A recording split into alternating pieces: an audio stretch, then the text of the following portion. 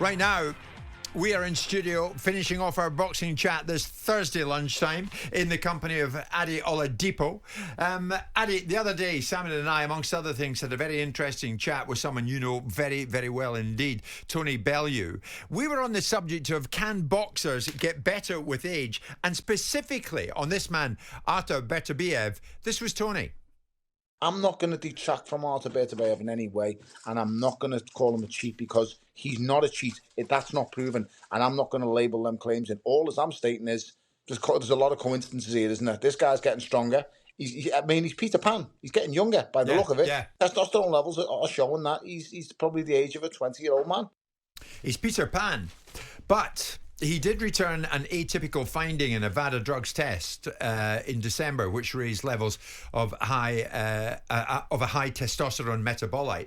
So, I mean, he's not wrong, Tony, in what he's saying, and he's not wrong to say, I'm not really suggesting anything here, but I'm suggesting something here. Yeah, he said, I'm not going to call him a cheat, but, and I guess he kind of is.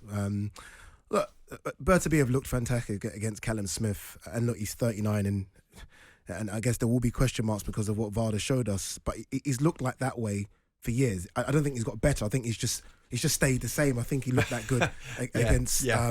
He's technically better though, isn't he? I mean, the guy that fought Joe Smith, that showed that power against Joe Smith, showed the same power against Anthony and showed the same power against Callum. He just looks like he's getting technically better as well. And maybe so. I mean, you have to go back to his amateur record and realise that this guy was a fantastic amateur as well. I mean, fighters are fighting for longer now. The pound-for-pound number one on the planet is a guy called Terence Crawford, who's 36. I mean, are we going to label the same thing about Terence Crawford, who last time out stopped the stronger and bigger Errol Spence?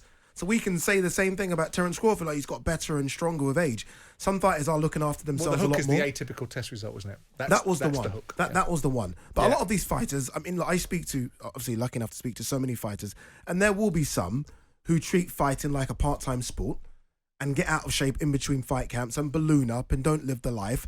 And there are some, I think in Beterbiev's case, that treat it like a full-time sport. Don't get out of shape, stay within your weight class and do everything you should do correct. And that sometimes means that they can last a bit longer. And I think that's what Beterbiev is doing. And it should be stressed, Ade, to be fair, Beterbiev, he did return negative results in 2 sets of blood and urine tests after that.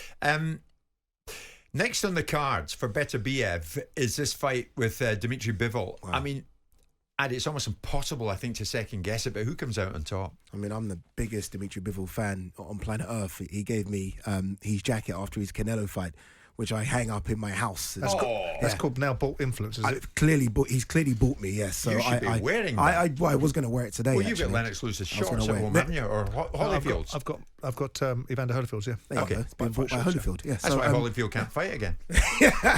But yeah, look, I think it's a fantastic fight. Clearly, look, number one and number two in the light heavyweight division. Beterbiev probably number one. It's an undisputed fight as well. Both of these guys are top 6, top 7 pound for pound.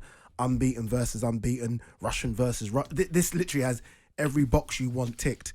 And fingers crossed it happens next. I mean, they're talking about this fight happening in Saudi Arabia. I think the fight could do great numbers over here. I really do. I think there's a massive Eastern European community that would love to see this fight over here. So, look, it's a big fight. He hits harder, better Beer than anything Bivol's been in with, though. He really does, but Bivol's so much better a boxer. So this is your classic boxer versus puncher scenario. Yeah. And Bivol can bang a bit as well. So, I mean, this is what you want to see. You'd have to give, and I agree with Simon, I think Beterbiev's the favourite. But, I mean, it's 1A, 1B. And this is what we want to see in the sport of boxing. Indeed. The best fighting the best. Yeah. Simon, I notice Joseph Parker has continued to defy the experts and did what he did in Saudi recently against Deontay Wilder. Yeah. And that's as much about Deontay Wilder as it is about Joseph Parker. You know why, though, Jim? Sorry to cut across you. You know, the reason I think Joseph Parker's doing so well, and it's actually quite simple. Yeah. He's active. Yes. He's active. Yes. That was Joseph Parker's full fight in 9 months. Right. They're not doing that. These fighters, unfortunately, and this is a bit of a rant here, they're doing once a year. That was Wilder's first fight in 2 years. And I say first fight because he had a round against Hellenius. You know, sometimes it doesn't have to be superstar name you're fighting. You just have to stay active. Well, and Joseph Parker's active. I think, Simon, we could have nothing but admiration for Joseph Parker. He fights Zhilei Zhang next. Yes. But from 2016 to 2024, Joseph Parker will have fought and went in there with Joshua, Wilder, Joyce, Reese, Zhang, Dillian White, and Chisora twice. Yeah, absolutely. I mean, I had the misfortune of going to see him fight Anthony Joshua in Cardiff, which was an absolute snooze fest, ruined by the referee as much as it was by Joseph Parker's failure to let his hands go. Sure. But this Joseph Parker is much more enjoyable to watch than Joseph Parker's of previous incarnations. The penny has dropped. It'd be interesting because I think he will. I think he'll beat Zhang, because I think Zhang with Joyce had all the advantages of how slow Joe was and how available he was to be hit, and Joseph Parker is neither of those. Yeah. The only question is power, and where Parker can do that. You mentioned that he's a lot better now, and obviously a lot has to do with Andy Lee as well, his new trainer. Yeah. It takes a while to get in sync with a new trainer, and you can tell right now they're on the same page. And look, he's fantastic. I mean, he obviously stopped the AJ Wilder fight that a lot of people wanted to see. He looked good, and now I'm happy for him. He gets another big fight, another big payday. And if he were to beat Zhang, then you're talking about a top 5 heavyweight now. I remember meeting Parker at Sky, Ade, and I spoke to him, and another couple of lads on the studio floor wanted to speak to him, and he engaged with them. He was an utter gem to speak to. I find Joyce the same. It's great when you meet these guys and they live up to their billing. They're gentlemen off it, out of the ring. Yeah. But by God, they're great inside it as well. But I mean, he is such a gent that I think he deserves all the success that comes his way. Yeah, you want that. Like when you meet these fighters, obviously you sort of gain a friendship with them and you start to support them. And I'm a big Joseph Parker fan. And again, I've spoken to him, I've spoken to his family outside the ring, and they're all the same. They're all nice like that. And then you want the good guy to win sometimes. And he came back after that Joyce defeat. Again, 4 wins. You get the Wilder fight, the biggest fight for him ever. You win that, you destroy Deontay Wilder, and now you get another big one. And now he wants to put himself in the title mix, and he's making good money. Good luck to him. Good luck to him.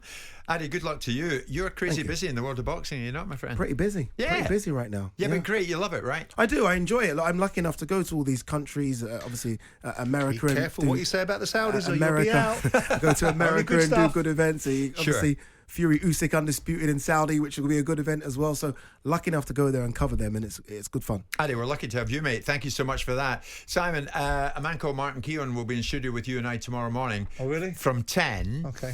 And we shall see how that goes. I just want to finish with this. Sad news yesterday. The Daily Mail tennis correspondent, Mike Dixon, Simon, very, very well-respected figure in the world of sports journalism. Mike died suddenly, covering the Australian Open over in Melbourne. His sudden death came a couple of weeks short of his 60th birthday.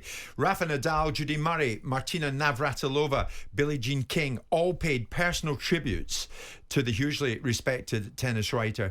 And Annabelle Croft wrote, "I can't imagine turning up at a tennis tournament and Mike Dixon not being there. It'll be a gaping hole without him. He was one of life's great characters and a great friend." Mike Dixon, who sadly passed away yesterday, just a couple of weeks short of his 60th birthday. We're back tomorrow from 10.